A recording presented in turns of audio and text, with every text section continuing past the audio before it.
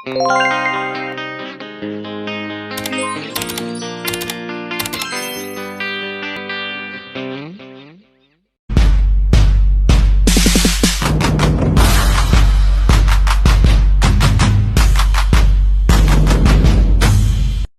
guys! At dahil boring tayo ngayong araw na to, gagawin natin is putulin ng ating buhok. Ang dami nagsasabi sa akin na paano nga ba makamove on? Sabi nila, hair holds memories daw. So yan, putulin natin. Maniwala tayo sa kanila.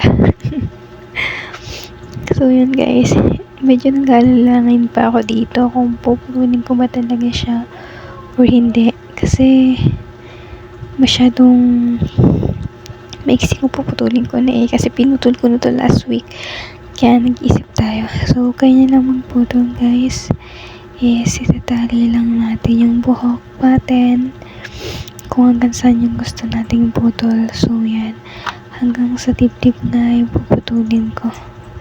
So yan, kita yun naman, diba, nag-aalinlangan pa tayo dyan kung puputulin ba natin tong buhok ko. Tinanggal ko ulit kasi parang masyadong maiksi. Kaya mag-iisip muna tayo kung hanggang saan ba talaga yung puputulin natin.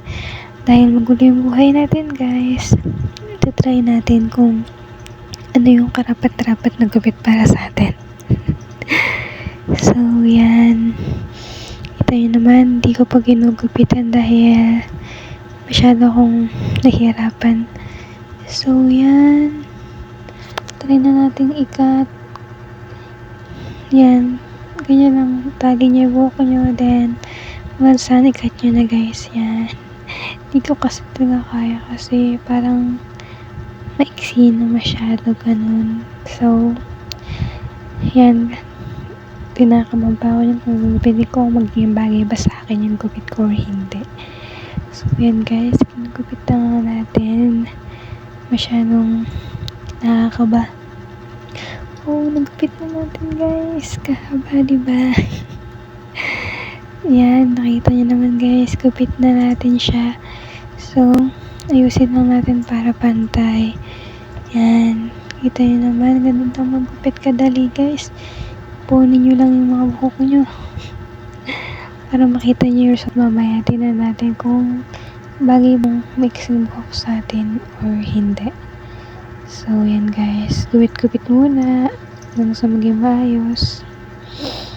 Gupit-gupit lang, pasensya na kayo guys, medyo sinisipon pa nga ako. So yan, nakita nyo naman, asin na natin yung pony para natin resulto. Taron, diba ang cute? Super cute. Bagay siya sa akin na hindi ko maintindihan kung bagay pa talaga. Yan na nga guys, ginugupit na natin siya ng unti-unti. Then, para makita nyo yung result, asin na natin. Magsuklay na tayo. Ayan, nakita nyo naman, diba? Bagay naman siya guys. Comment kayo kung bagay. Hindi ko lang bagay siya sa akin or what else. So yan, okay na. Okay ng buhay natin. Nagupit na natin ang ating memories. So yan guys, paganda-ganda muna tayo kung bagay ba talaga yung gupit sa atin or hindi.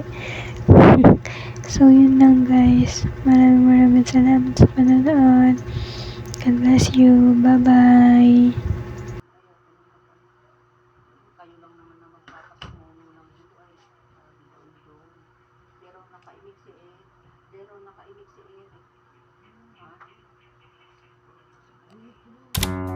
Ha?